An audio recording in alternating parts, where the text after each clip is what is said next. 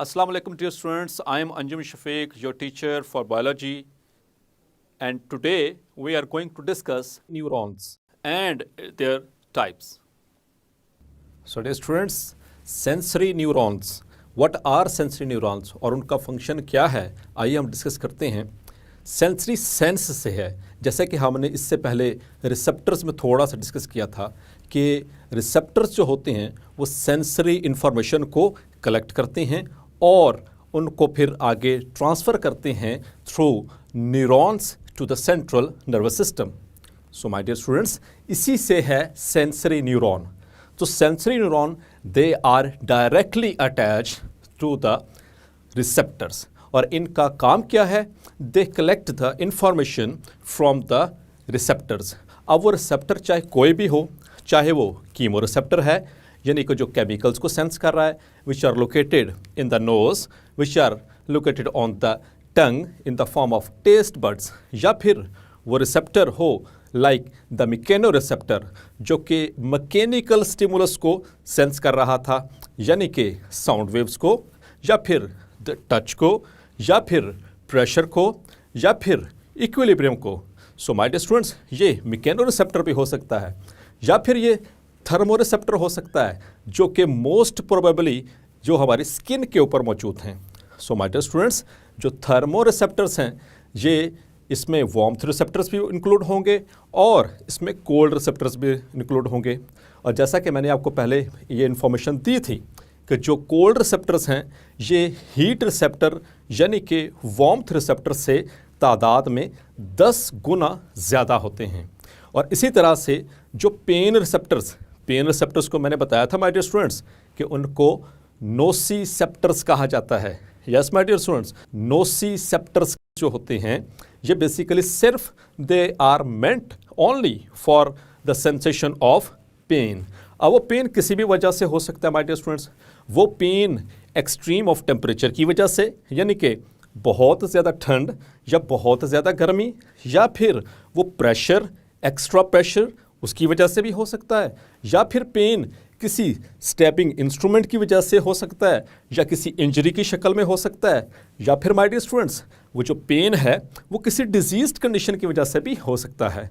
तो किसी टाइप का भी पेन होगा तो उसके स्टिमुलस को रिसीव करने के लिए there are nociceptors present in the skin, और स्किन के जो डर्मिस लेयर होती है उसके अंदर ये नर्व एंडिंग्स की शक्ल में मौजूद होते हैं।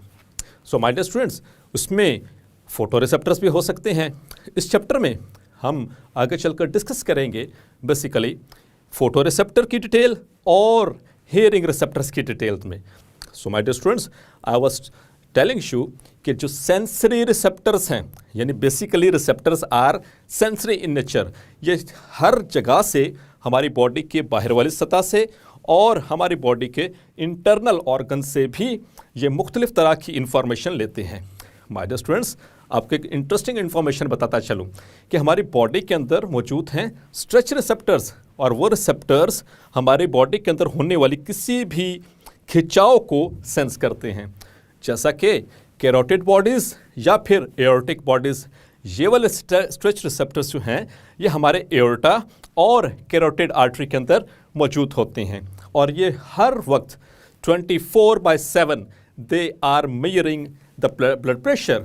जब भी ब्लड प्रेशर नॉर्मल से अबव होगा या फिर ब्लड प्रेशर नॉर्मल से कम हो जाए तो दोनों ही सिचुएशंस में ये मैसेज भेजते हैं टू द हायर सेंटर्स यानी कि हमारे कोऑर्डिनेटर्स, और फिर वो उसको इंटरप्रेट करने के बाद मैनेज करते हैं।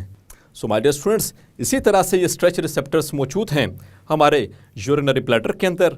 जैसे ही हमारा यूरिन जो कलेक्ट होना शुरू हो जाता है यूरिनरी ब्लैडर के अंदर, मैंने आपको बताया था कि हमारे एक एडल्ट के यूरिनरी ब्लैडर की जो कैपेसिटी है वो अप्रॉक्सीमेटली 1 लीटर है यानी कि 1000 ml, और जैसे ही 500 ml फिलअप हो जाएगा तो उसकी वॉल्स के ऊपर प्रेशर पड़ेगा, उसकी वॉल्स स्ट्रेच करती हैं जिसकी वजह से जो स्ट्रेच रिसेप्टर्स हैं ये एक्टिवेट हो जाते हैं।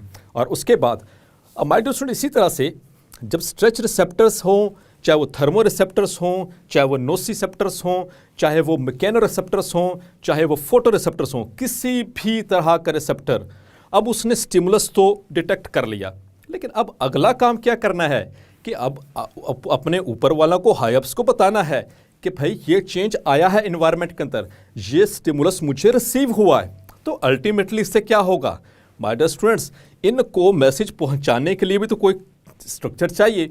तो वो स्ट्रक्चर है my dear students, that is the sensory neurons. यहाँ पर एक और इन्फॉर्मेशन जो हमारी बुक के रेलेवेंट है माय डियर स्टूडेंट्स बताता चलूँ। इन तीनों जो टाइप्स हैं न्यूरॉन्स की, motor, sensory and inter neurons, इनके हवाले से very very important regarding the MCQs, ये इन्फॉर्मेशन आपसे बताता चलता हूँ। पहली चीज़ देखेंगे मोटर न्यूरॉन के हवाले से। मोटर न्यूरॉन्स के अंदर एक एक्सॉन और बहुत सारे डेंड्राइट्स हैं। जैसा कि हम इसको प्रीवियस लेक्चर में भी डिस्कस कर चुके हैं कि एक एक्सॉन है और उसके ऊपर बहुत सारे छोटे छोटे प्रोसेसेस हैं, वो साइटोप्लाज्मिक प्रोसेसेस हैं जिनको हम डेंड्राइट्स कहते हैं। और डेंड्राइट्स ये थॉर्न लाइक हैं, पॉइंटेड, कांटेनुमा, जबकि जो एक्सॉन है ये लेंथी होता है, इलोंगेटेड फाइबर है। और आपको याद होगा my dear students, motor neuron ने हमें यह भी देखा था कि along the length of the axon, motor neuron के अंदर along the length of the axon there is present myelin sheath. Yes my dear students, myelin sheath, that is a sheet made up of lipids. और वो कौन secrete करता था आपको याद होगा, yes my dear students, that are the Schwann cells. और Shawn sales कौन से सेल्स हैं? यस माय डियर स्टूडेंट्स, हम पहले इस हवाले से बात कर चुके हैं और होपफुली आप गेस कर चुके होंगे कि जो शॉन सेल्स हैं they are neuroglial cells. Yes my dear students, तो my dear students, nervous system के अंदर मैंने बताया था कि दो तरह के सेल्स हैं, एक हैं न्यूरॉन्स और दूसरे हैं न्यूरोग्लाया। जो न्यूरॉन्स हैं उनके अंदर अल्लाह ताला ने खासियत रखी कि वो नर्व इम्पल्स को कंडक्ट कर सकें। उनकी सेल मेम्ब्रेन को इस तरह से डिज़ाइन किया कि वो नर्व इम्पल्स को कंडक्ट कर सकें। जबकि जो न्यूरोग्लायल सेल्स हैं तो वो भी नर्वस सिस्टम के सेल्स, लेकिन वो नर्व इम्पल्स को कंडक्ट करने की जो हैसियत है वो नहीं रखते, उनके अंदर वो एबिलिटी या कैपेसिटी नहीं है। उनका फिर क्या काम है हमारे नर्वस सिस्टम में? माय डियर स्टूडेंट्स, उनका काम है प्रोटेक्शन, उनका काम है नरिशमेंट। हमारे जो न्यूरॉन्स होते हैं उनको प्रोटेक्शन ऑफर कर रहे हैं, उनको नरिशमेंट प्रोवाइड कर रहे हैं और उनको फिजिकल सपोर्ट भी दिए हुए हैं, क्योंकि हमारे नर्वस सिस्टम के अंदर अप्रोक्सीमेटली अबाउट 50% आर द न्यूरोग्लाया। और उनमें से एक एग्जाम्पल है जो कि हमारी बुक में भी शामिल है, that are the Schwann cells which secrete myelin sheath around the neurons. So my dear students, तो ये तो बात होगी मोटर न्यूरॉन्स के वाले से कि एक एक्सॉन और बहुत सारे डेंड्राइट्स। अब हम बात करेंगे सेंसरी न्यूरॉन्स की। So my dear students, sensory neurons जो हैं उनके पास एक ही एक्सॉन है और सिर्फ एक ही डेंड्राइट है। Yes my dear students, as you can C.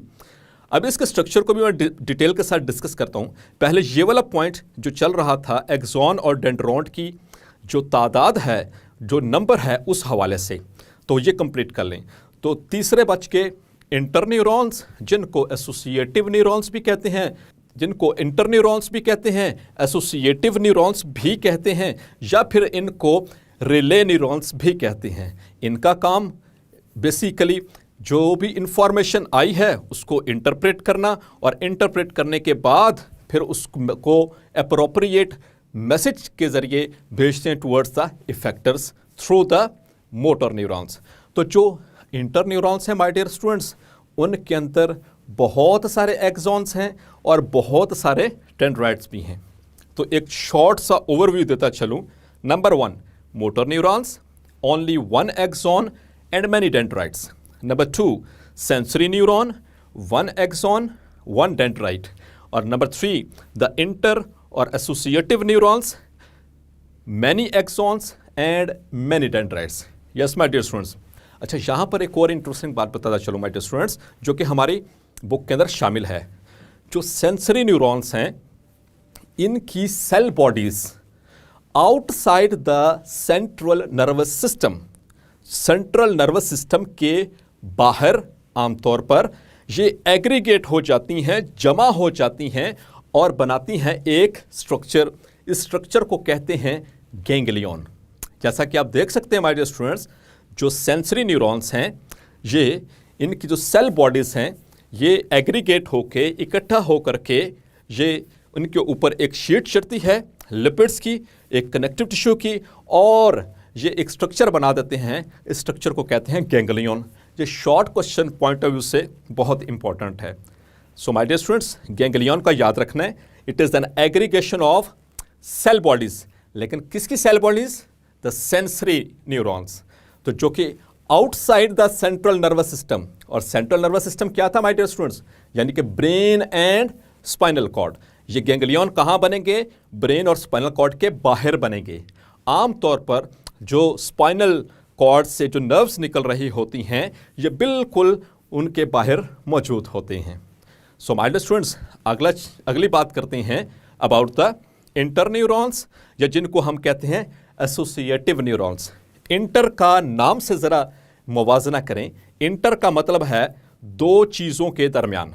Yes my dear students, ये इंटरन्यूरॉन्स या associative neurons they are present between the sensory and motor neurons. ये बिल्कुल उसके दरमियान में मौजूद हैं। और अगर हम इसके जिस्म के अंदर यानी कि हमारी ह्यूमन बॉडी के अंदर लोकेशन बात करें, so they are present only and only in the central nervous system, यानी कि ब्रेन में मौजूद हैं और स्पाइनल कॉर्ड में मौजूद हैं।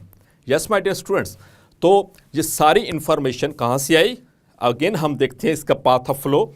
एनवायरनमेंट के अंदर चेंज आई, जिसको हमने कहा स्टिमुलस, उसको डिटेक्ट किया रिसेप्टर ने डिटेक्ट करने के बाद उसको सेंसरी न्यूरॉन्स के ज़रिए उसको भेजा कहाँ पर? टुवर्ड्स द एसोसिएटिव न्यूरॉन्स और इंटरन्यूरॉन्स। ये स्पाइनल कॉर्ड से होते हुए पहुँचे ब्रेन के अंदर। वहाँ से ब्रेन ने उसको किया इंटरप्रेट कि ये किस तरह की इंफॉर्मेशन है और हमारी बॉडी को किस तरह का उसके हवाले से मैनेज करना है। तो फिर वो इंटरप्रेट करने के बाद फिर अप्रोप्रिएट रिस्पॉन्स प्रोड्यूस करने के लिए, जैसा कि आप देख सकते हैं, वो वापस मैसेज भेजते हैं थ्रू द मोटर न्यूरॉन्स। और वो मोटर न्यूरॉन्स फिर उस नर्व इम्पल्स को लेकर जाएंगे टुवर्ड्स द इफेक्टर्स। और इफेक्टर्स मैं बात कर चुका हूँ हम पहले डिटेल से बात कर चुके हैं इस हवाले से कि इफेक्टर्स हैं मसल्स एंड ग्लैंड्स। मसल वो हर तरह का मसल है, वो स्केलेटल मसल भी हो सकता है, वो कार्डिक मसल भी हो सकता है, वो स्मूथ मसल भी हो सकता है माय डियर स्टूडेंट्स, और या फिर ग्लैंड्स। अब वो ग्लैंड्स आमतौर पर एंडोक्राइन ग्लैंड्स भी हो सकते हैं या फिर जो एक्सोक्राइन ग्लैंड्स हैं वो भी हो सकते हैं। तो मोटर न्यूरॉन्स का क्या काम हुआ कि इंफॉर्मेशन को रिसीव करना from the CNS and to pass them to the effectors. और उसके बाद माय डियर स्टूडेंट्स, इफेक्टर क्या करते हैं? जिस तरह का मैसेज आया है सीएनएस से वो उस तरह से उसको रिस्पॉन्ड करते हैं, वो एक्शन लेते हैं। तो जो एक्शन इफेक्टर्स ने लिया उसे हम कहते हैं रेस्पॉन्स। तो अब आपको ये क्लियर कट पिक्चर आ गई होगी कि किस तरह से जो हमारा कोऑर्डिनेटेड एक्शन है वो कंप्लीट होता है, और आपको इन टाइप्स ऑफ न्यूरॉन्स की भी क्लियर कट समझ आ गई होगी। माय डियर स्टूडेंट्स, यहाँ पर एक और इन्फॉर्मेशन देता चलूँ जो कि हमारे बुक में शामिल है। आपने इसको याद रखना है regarding short questions, that is what is nerve impulse.